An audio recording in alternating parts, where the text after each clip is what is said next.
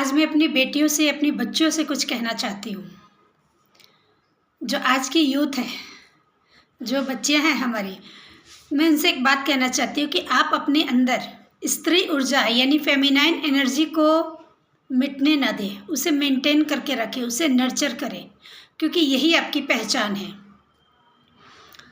आप जीवन में जो करना चाहते हैं करें, डांस करें, एक्टिंग करें, या कुछ किसी और फील्ड में जाना चाहते हैं तो वहाँ जाएं, लेकिन अपने अंदर शालीनता रखें।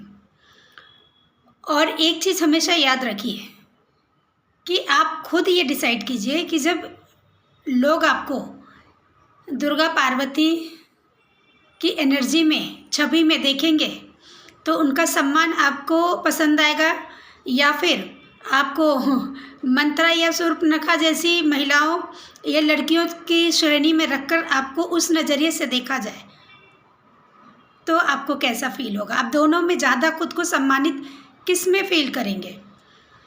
तो अपने अंदर की जो एनर्जी है ना, जो स्त्री होने का जो गुण है, वो बहुत ही सौभाग्यशाली है हमारे लिए। इस चीज़ को समझें आप। कभी ये ना सोचें कि हम स्त्रियों के हिस्से में ये क्यों आता है, वो क्यों आता है। मैं बहुत कुछ डीप में नहीं जाना चाहती। जो आपकी खुद की एनर्जी है उसको मेंटेन रखें। स्त्री के अंदर स्त्री के गुण अच्छे होने ही चाहिए, तो इस चीज़ का ध्यान रखें, क्योंकि अभी स्त्रियों में इसी, जो आज की बच्चियां हैं उसमें इसी चीज़ की कमी पाई जा रही है। लगातार अपनी इस गुणों से दूर खुद को करती जा रही हैं।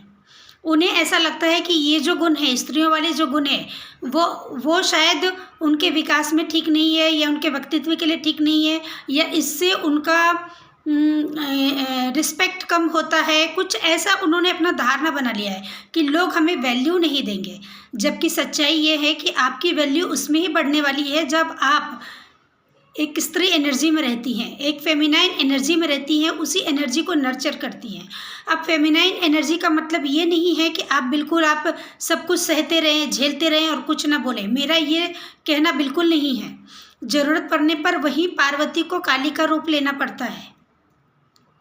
तो सिचुएशन के हिसाब से आप अपने जो पावर है, जो हिम्मत है, वो दिखा सकते हैं।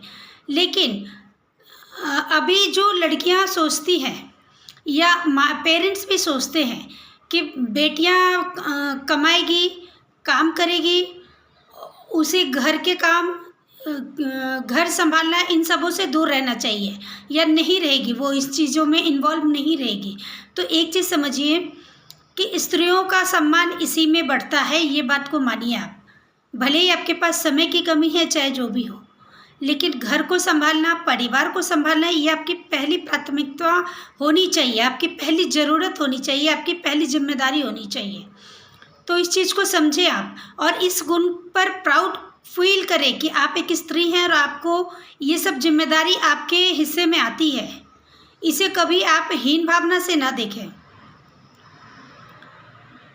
आप अगर आज कितने भी मॉडर्न बन गया होगा, कोई भी हमारी यूथ जो होगी आज कितने भी मॉडर्न बन गए होंगे, लेकिन ईश्वर में आस्था तो सबकी होगी। किसी की कम ज़्यादा, समय कम देते होंगे, ज़्यादा देते होंगे, वो अलग बात होगी, लेकिन ईश्वर में आस्था तो सबकी होगी। तो इस चीज़ को समझें कि ईश्वर में जो हमारी देवियाँ हैं, उनको आप किस रूप में पूजना पसंद करती हैं? किसको?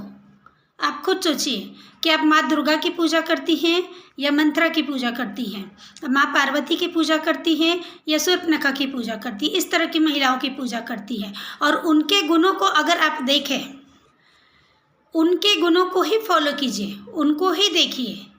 हमारी जो सनातन धर्म है, स्त्रियों का जो मान सम्मान रहा है, वो स्त्री गुण के कारण ही रहा है। तो स्त्रियां अपने गुणों से दूर ना हो, अपने अंदर की फेमिनाइन एनर्जी को ख़त्म ना होने दें।